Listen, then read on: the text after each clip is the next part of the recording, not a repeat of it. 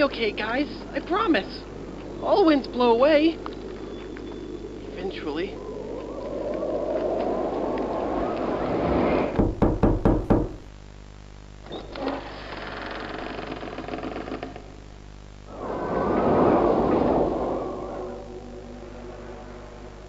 Catnap!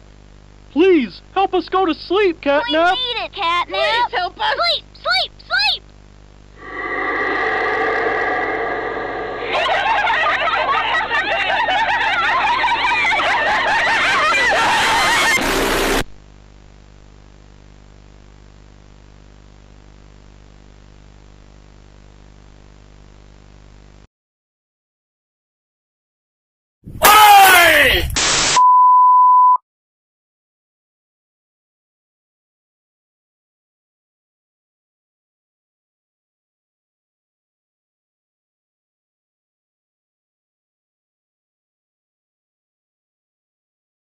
Hey guys, Super Horror Bro Mike here, and in today's video, we take a journey through a nightmarish playcare as we explain the story of Poppy Playtime Chapter 3. This video will walk you through the events of this latest chapter in Mascot Horror Mayhem step by step, with a little theory talk along the way. So with that said, sit back, relax, and let's recap the events of Poppy Playtime Chapter 3.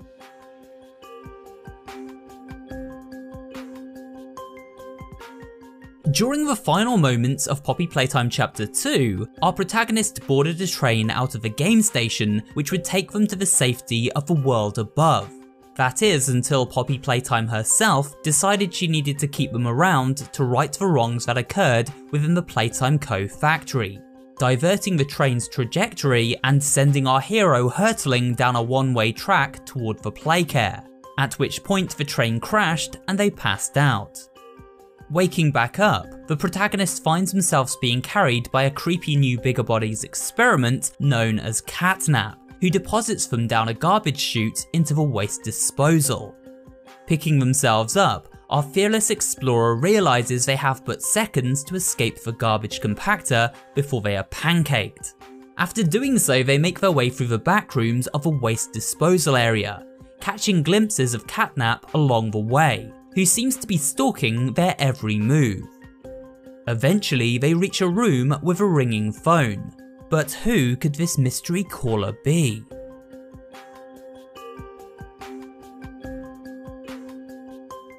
Upon picking up the receiver, we are greeted by the sound of a child's voice. Hey! Hey! Can you hear me? You look kinda lost. I don't want you to die, so I'm gonna help you.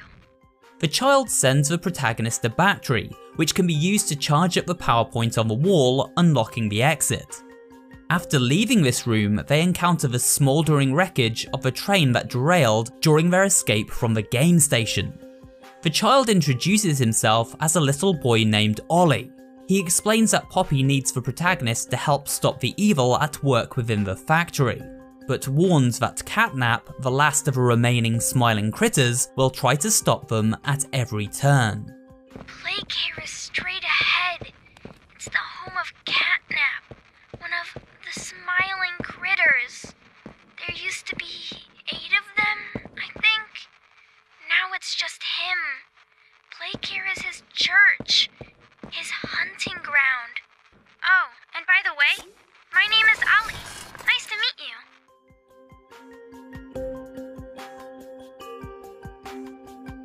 The protagonist then boards a sky rail, which travels them directly into the heart of a playcare, located within an enormous sky dome situated in a cave deep below the factory above.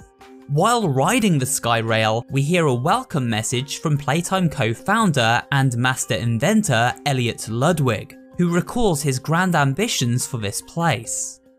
These children deserve to smile, they deserve to love, and they deserve a safe home. That is why it is with enormous pleasure that as the founder of Playtime Co., I announce Playcare, our very own on-site orphanage. Elliot created the Playcare as an idealistic orphanage for children without a place to call home. Everything a growing child could need is found here, aside from natural light. There's a school, a playhouse, a toy store, and a counselor's office where children could speak to adults in times of need. At the top of the Playcare stands Home Sweet Home, the orphanage building itself, where the children would retire to their beds by night after a long day of play and learning. In the centre of the Playcare are a series of statues featuring the iconic smiling critters. These were smiling mascots who once had their very own TV show, as well as a line of plushies that expelled a soothing scented spray when their drawstring was pulled, helping children around the world gradually fall to sleep. However, news reports spoke of how one toy in particular, Catnap, left children with horrific nightmares, and was swiftly pulled from production. Now, with controversy growing, Playtime Co. has announced the recall of all Catnap toys from the Smiling Critters line. His image cleared from all promotional material. But damage already done, will disappearing be that easy? The exact cause of these incidents still unknown, only one thing appears glaringly certain. Your children are not safe with Catnap. It seems the Catnap plush may have accidentally gone into mass production with the red smoke as its scented spray. The red smoke was a sleeping gas used on the orphans within the Playcare facility, and expelled by the living version of Catnap who resided here. It was incredibly potent and sent the children into a deep sleep. From a VHS tape found near the beginning of the chapter, we learn that this red smoke caused certain children to hallucinate and have vivid nightmares, as well as becoming sick, much to the dismay of their carers. Catnap had the red smoke in the room. Then suddenly there was this scream. Nightmares happen, I know, but this, dilated pupils and quivering lips. The way her eyes darted around the room, and I swear, her hand in mine, it felt like her blood was boiling beneath her skin. The scientists at the facility were using Catnap and the red smoke to put the orphans under their care to sleep, then conducting horrific experiments, turning them into the horrifying living toys we now encounter as we journey through the desolate factory. More on that later. Below the Smiling Critters statues is a room where Ollie is able to send keys for the protagonist to collect up so they can unlock various locations throughout the Playcare. First stop is the gas production factory, where the red smoke is produced. Ollie explains that this red smoke must be diverted in order for our hero to continue their journey into the depths of a facility. All that gas you see coming from the machine is made right here in the factory. It's called the red smoke. Right now, it's all headed off to the right. We need to make that red smoke go left instead. That's how we can get to him. Mission in hand, the protagonist sets off to connect up the power grid within the factory and begin diverting the gas to clear a path forward. En route, they discover a new upgrade for their grab pack, a purple prototype hand labelled for Grab Pack 2.0. This new hand allows users to jump high in the air when making contact with purple plates, and it also allows for far greater reach, which comes in handy when trying to connect up circuits throughout this new area. Using this new upgrade, the protagonist makes their way through the gas production zone and hooks up the power. However, after turning on the machine, the power cuts out and we are plunged into darkness. Ollie explains that someone has cut the power, and so instructs the protagonist to return to the Playcare and enter the Home Sweet Home orphanage. There they can restore the power using the backup generator.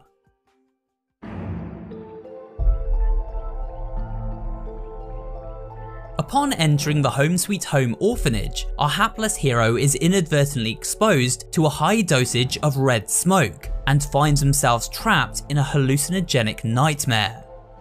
While exploring the haunting hallways of the orphanage, we come across a series of creepy radio broadcasts, which tells the story of the mangled body of a child discovered at the home of Elliot Ludwig after his passing.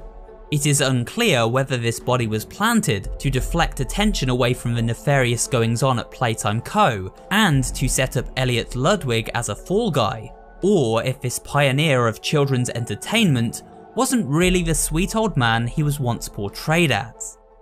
It's sickening. Elliot Ludwig was a great man, and those who knew him understood that he was not capable of violence, let alone what others now claim. He had a deep love in his heart for children like this one, making the actions of whoever planted this body all the more sick. We look forward to clearing his good name, both in the public eye and in the eyes of the law.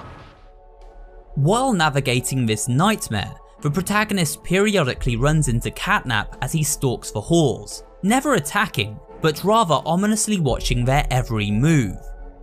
Eventually they reach a room with a VHS tape. The tape seems to be speaking directly to the protagonist, hinting that they were once a worker at the factory who is now returned to be haunted by the very inhumane experiments they once helped create. And should you come back years later, your conscience finally getting the better of you, may you descend into the dark and the dust, finding all that awaits you are incomprehensible horrors, each hungry for your return, each eager that they might find you. Or perhaps they won't allow you such time to figure your place in the world you'd left, a world that's theirs now. Welcome home. At the end of this recording, a nightmare version of Huggy Wuggy crawls out of the television screen and chases the worker down. However, this was simply an illusion. After being eaten by Huggy, the protagonist awakes within the playhouse unscathed, and continues onward in search of the backup generator. It isn't long before they come across a new piece of kit, this time a very handy item indeed, the gas mask, which allows them to navigate areas flooded with that intoxicating red smoke. Using wind-up race cars to clear debris and batteries to power up doors, the protagonist begins making their way into the depths of the orphanage. In one room they discover Kissy Missy, who sits on a bed cradling a photograph of a little girl in her paws. It seems this little girl is the child now trapped inside Kissy's bigger body, an experiment of the Playcare, who met a fateful end at the hands of the scientists and now lives on as a giant toy. However, unlike Huggy, Mommy and Catnap, Kissy seems docile and does not pose a threat. We find further evidence of the experiments the scientists conducted on the orphans of the Playcare when unearthing this VHS tape. On this tape, we hear a scientist designate an experiment number to a child called Kevin, who he refers to as a subject. However, the scientist log is interrupted by another child who questions what is going on, and then must be reassured that everything is okay. Though highly irregular, we've pulled him from the home sweet home just before lights out to perform. What is he doing with my friend? What are you doing out of bed? How did you get in here? Is Kevin sick? Why did you take him away? Yes. Kevin is very sick. Very, very sick. But we want to make him better. But he can only get better if we take him to where we can provide proper care and give him proper rest. In the Home Sweet Home building, we find more and more evidence of the nefarious goings-on at Playtime Co. Giant rotating statues with inbuilt cameras that monitor the movement of the children. One-way glass windows for observing sleep patterns and changes in behaviour. And sanitation stations for caring for those who had fallen ill as a result of exposure to the red smoke. Eventually, the protagonist locates the backup generator and restores power to the Playcare. As they leave, they are jumped by a familiar face. No! Let go! They didn't do anything wrong!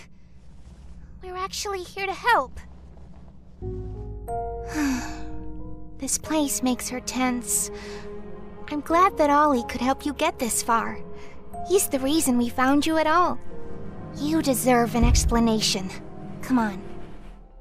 Poppy explains that she doesn't mean them harm, but she does need their help to stop the monsters that have tortured them. She explains the monsters didn't act alone. They were driven by the influence of a mysterious entity, Experiment 1006, also known as the Prototype. An entity who claimed the remains of Huggy Wuggy and Mommy Longlegs to assimilate them into its own body, absorbing their consciousness in the process.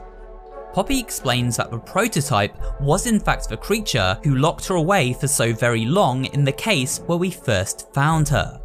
The Prototype knows we're coming by now. You try to escape, he'll kill you before you ever reach that front door. He's the reason I was trapped in that god-awful case for so long. You have no idea the things he's done. Let me help you kill him. Let me help you save everyone.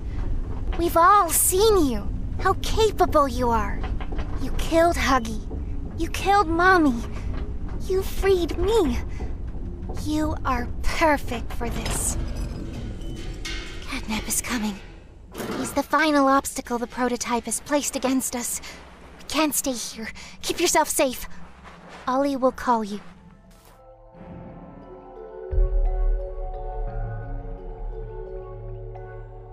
After descending back to the playcare with the power restored, Ollie gets back in touch to explain the whereabouts of our next destination. He sends the protagonist to the schoolhouse to turn on the backup generator there. Once inside the school, Ollie tries to warn the protagonist of an entity residing within, but his signal is cut short before he can go into detail. We then hear a surprisingly chipper voice call to us over the intercom. This is Mr. Light speaking. Please excuse the interruption.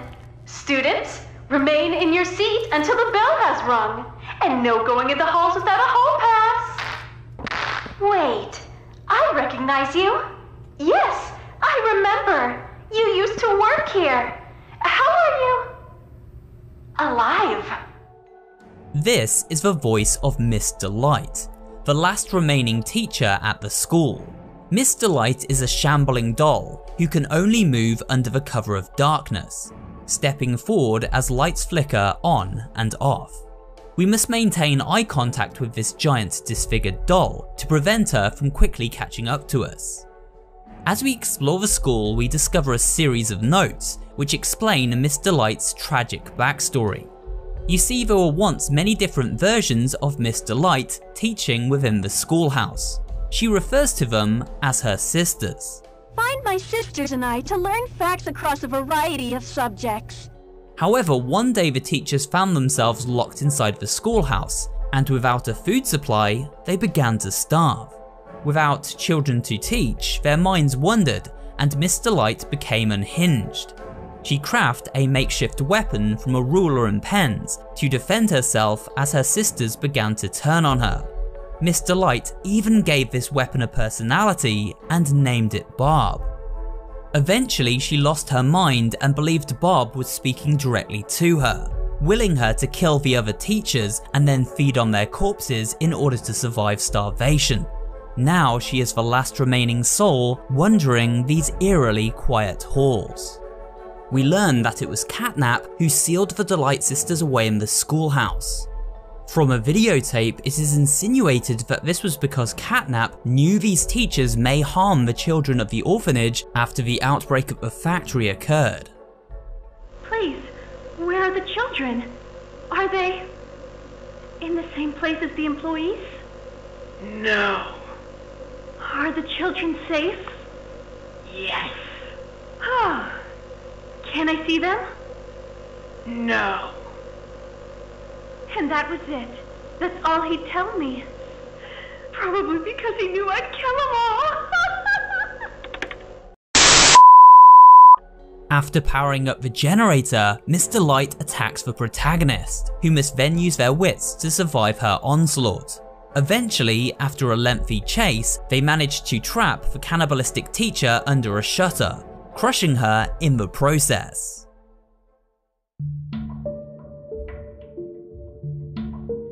After leaving the school, our hero emerges in a network of caves outside the Playcare Dome. Here they discover the third and final upgrade for this chapter, a flare gun. The flare gun can be used both as a way to ward off enemies, as well as lighting a path forward in particularly dark areas. Making their way through the caves, they discover a horrifying sight. Catnap stands before a shrine he has built for the prototype. In fact, this shrine may give us a rough idea of what the hideous entity actually looks like. We see Catnap worshipping the prototype as if he were a god. We learnt why this is via an ARG for Poppy Playtime that released ahead of Chapter 3's launch. There was once a child called Theodore Grambel. He had been selected as a potential candidate for the Bigger Bodies Initiative, the process of transferring a child's brain and nervous system into the body of a toy. The prototype befriended Theo and then tried to help him escape before he met a fateful end. Unfortunately, during their escape attempt, Theo was injured while using a grab pack. The only way for the prototype to save Theo's life was to return the boy to the scientists they were trying to escape. Unfortunately, this led little Theo to be used in their latest Bigger Bodies experiment, Catnap. As Catnap, Theodore Grambel continued to worship and idolize the prototype and became further bonded to him. This is later confirmed to us by Ollie, who seems to have knowledge of the incident. In Catnap's eyes, the prototype is a superhero and has saved this place. So Catnap treats him like a god, killing everyone that opposes him, us included, if we're not careful. A VHS tape sheds some additional light on the character of Catnap and his relationship to the prototype. We hear the voice of Head of Innovation, Leif Pierre, speaking directly to the creature, who it seems was kept within a prison cell beneath the playhouse when not interacting with the orphan kids. Is his, voice thingy still broken?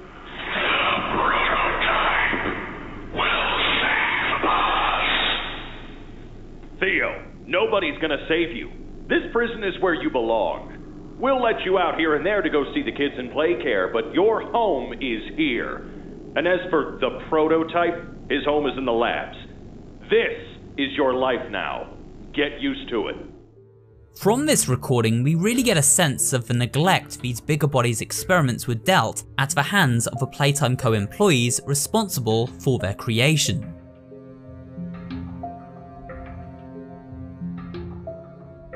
The protagonist realizes that the only way out of these caves is through the playhouse, an area of the playcare Ollie explicitly warned them not to enter. Moments after setting foot in the playcare, it becomes obvious why, as they are ambushed by a host of miniature smiling critters, and they are not friendly. To ward off these plushy-sized predators, we must use the flare gun to send the critters scurrying back into the holes they crawl out from. After making their way through the playhouse as hordes of smiling critters give chase, the protagonist finally reaches the aforementioned prison block. Here they encounter the last remaining smiling critter from the Bigger Bodies Initiative, Dog Day, or rather what's left of him. That thing, Catnap. The prototype is his god, and this is what he does to heretics. These little toys follow Catnap to avoid that very fate, and in return, they are fed. We try to fight it, the prototype's control. I am the last of the smiling critters. Dog Day explains that we are Poppy's angel, brought to this place to save them all. This suggests that it was indeed Poppy who summoned us back to the factory all those years later, promising us answers to the mysterious disappearance of our co-workers. Dog Day urges the worker to leave, but at that moment the mini critters crawl inside his skin and take hold of his body. They then use Dog Day to hunt our hero down as they flee the maze-like halls and crawl spaces of the playhouse.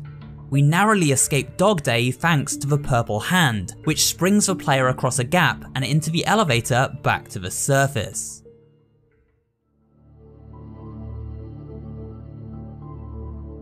Returning to the relative safety of the Playcare's hub, our protagonist is once again greeted by Ollie, who is able to reconnect after losing signal. Ollie explains that the final backup generator is found within the counsellor's office, and so this grand building is our next destination. The counsellor's office was a place where the orphans could come to speak of their troubles, and was also somewhere where they could be sneakily monitored by Playtime staff. It also seems that these offices were where the heads of each department worked from, the main base of operations, so to speak. While exploring these offices, we come across two different VHS tapes. The first is an emergency broadcast, dated August 8th, 1995, where a company-wide danger alert was issued. At 11:01 a.m. Eastern Standard Time, an unknown hostile force was declared present within the Playtime Company facility. Personnel are to begin enacting emergency evacuation protocols immediately. The broadcast cuts out, and an eerie message is displayed, which reads, "Open the doors. The hour of joy has arrived." The second recording is found in the office of Stella Graber. Longtime fans will remember that Stella took a job at Playtime Co. and quickly rose through its ranks. Starting on the toy production line, it wasn't long before Stella became a key part of a secret Bigger Bodies Initiative experiment conducted beneath the toy factory. Stella was made head of Playcare, in charge of looking after the orphans and seeing that those who didn't end up as part of her employer's inhumane experiments found good homes with potential adopters. In this chilling recording, labelled The Hartman Incident, Stella discovers that a child she had set up for adoption with potential parents ended up unavailable after being selected for testing. I understand you want to give Jeremy that home? Yes, and we would like to adopt. Amazing! You'll be perfect for... Oh. What? Well, it appears there's been some complications. Complications? What kind of complications? I don't know. The form says testing. What does that mean? Tell us, what does that mean? Miss Graber, we deserve a better explanation than that. Don't you think? You're in charge of all this. How could you not know? And why are we only finding out about this now? I don't. I'm sorry. This makes it crystal clear that not all employees at Playtime knew of the horrible experimentation being conducted on the orphans. The regular factory workers who became involved in the adoption program assumed that the children living inside the Playcare were being well looked after, with no signs of neglect.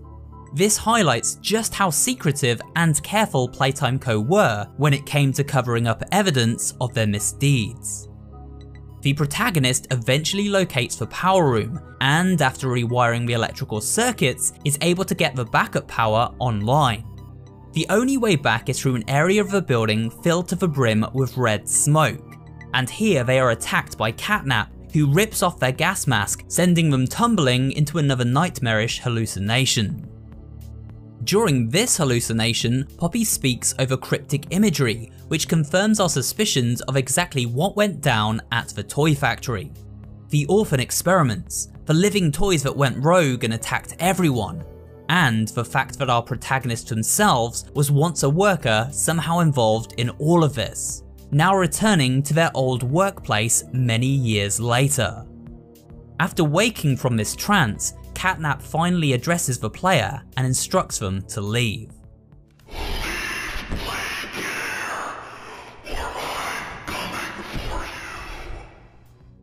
The protagonist returns to the Playcare. They hook up the final backup power input into the room beneath the statue.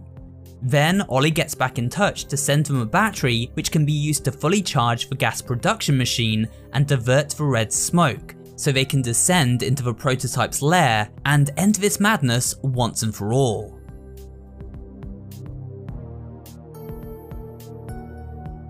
After heading back into the gas production factory, the protagonist attempts to slot the big battery into the power unit and finally drain the gas, blocking their path forward. Just as they do so, Catnap emerges from behind a nearby door and floods the room with smoke. This causes a hallucination, where Catnap transformed into a monstrous demon form. The protagonist quickly races over to a nearby elevator, narrowly escaping Catnap in the process. They then find themselves in a power room, where a mysterious VHS tape is waiting to be played. The contents of this tape reveal a scientist conversing with the prototype.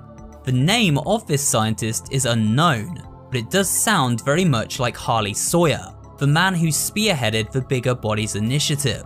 We learn that the prototype went through vile experimentation at the hands of this scientist, who poked and prodded at it in search of answers. Ready to talk now, are you? I possess a question. Go ahead. Do you feel anything? This question referred to what exactly? You stick us, beat us, tear at flesh. Do you feel it? There's a secret inside you, 1006. Valuable beyond all measure. I cut and prod and burn at it, and I get closer with each session. When the prototype speaks, we hear a well of different voices. This feeds into our theory that this entity is made up from a collected consciousness of many different beings, an amalgamation of different souls, all controlled by the original subject at its core. Could this original subject be Elliot Ludwig himself? It also seems that the prototype is learning just as much from the scientist as the scientist is from it, which explains how it was able to cause the outbreak at the facility. Thank you. You thank me? Absolutely. I learn something new about you every day. After learning this information, we run into Catnap one last time. Using the machine at the center of a power room, the worker must periodically set off steam pipes to scorch the predatory feline as he closes ground. Although not all of these catnaps are real, some are simply hallucinations, and we can actually use our flare gun to tell which is in fact the genuine article. After surviving Catnap's advances and fully powering up the machine, the protagonist overloads it with their grab pack hand. This electrifies their hand and allows them to pass the electrical current directly into Catnap as he pounces.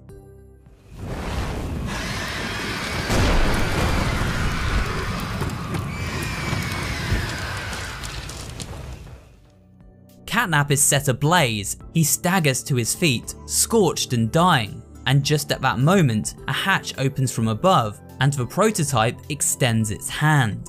Initially, Catnap is afraid, but quickly embraces his master's wishes and surrenders to his god. Theodore and the prototype becoming one in the process.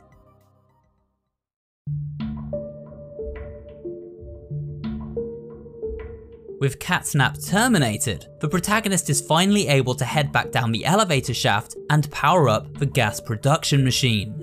With the path ahead now clear, they reunite with Poppy and Kissy in the adjacent room.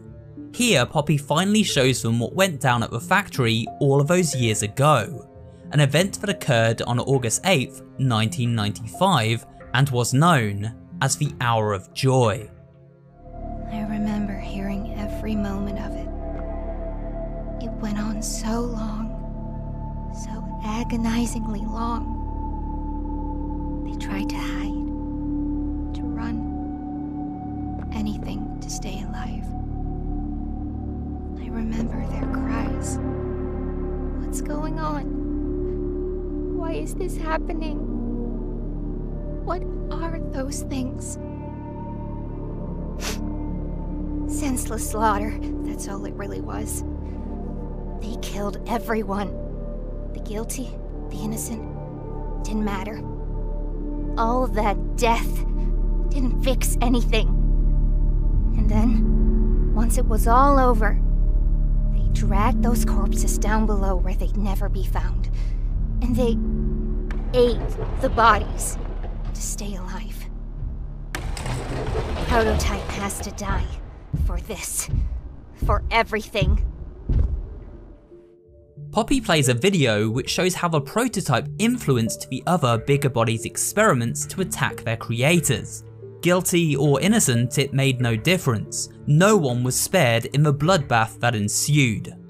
And so, with the truth revealed, it's finally time to head down to the greatest depths of the facility. The laboratory where the prototype himself resides. It's time to end it all. Poppy tells Kissy Missy to lower her and the protagonist down the elevator first, promising to send it back up when they reach the bottom. However, while descending we hear the chilling cries of Kissy under attack, but it's too late to turn back now. The hatch seals shut behind them, and our intrepid duo are plunged into darkness, leaving Kissy to a fate unknown. We're coming! Just hold on! Come on, go faster! Kissy!